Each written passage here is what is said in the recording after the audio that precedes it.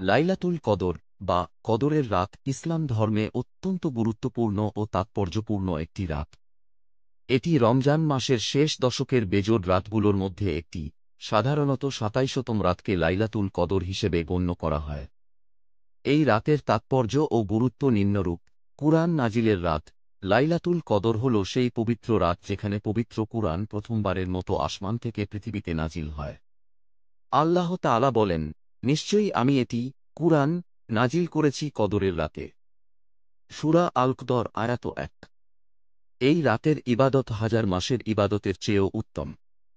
আল্লাহ তাআলা বলেন, কদরের রাত হাজার মাসের চেয়ে উত্তম।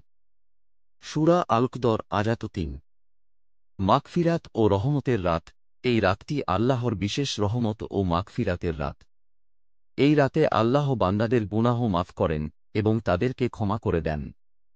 রাসূলুল্লাহ সাল্লাল্লাহু আলাইহি ওয়াসাল্লাম বলেছেন, যে ব্যক্তি ঈমানের সাথে ও সওয়াবের আশায় কদরের রাতে ইবাদত করে, তার পূর্বের সব গুনাহ মাফ করে দেওয়া হয়। বুখারী ও মুসলিম।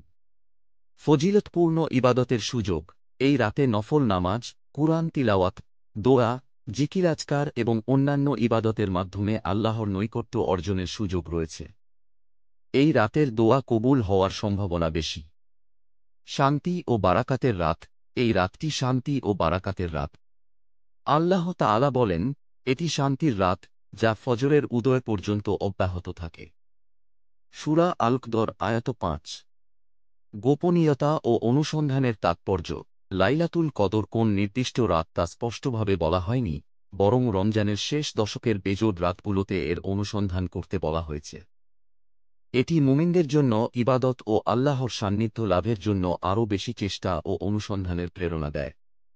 আধ্যাত্মিক উন্নতির সুযোগ। এই রাতটি মুমিনদের আধ্যাত্মিক উন্নতি ও তাকওয়া অর্জনের একটি অনন্য সুযোগ। এই রাতের ইবাদত ও দোয়ার মাধ্যমে বান্দা আল্লাহর নিকটবর্তী হয় এবং তার আত্মিক পরিশুদ্ধি ঘটে। লাইলাতুল কদর হল ইসলামের সবচেয়ে মর্যাদাপূর্ণ ও বরকতময় রাতগুলোর মধ্যে একটি। এই রাতের ইবাদত, দোয়া ও কুরআন তিলাওয়াতের মাধ্যমে মুমিনরা আল্লাহর রহমত, মাগফিরাত ও নৈকট্য লাভ করতে পারে। তাই প্রত্যেক মুসলিমের উচিত এই রাতের গুরুত্ব অনুধাবন করে এর ফজিলত অর্জনের জন্য সর্বাত্মক চেষ্টা করা। Subscribe to our channel.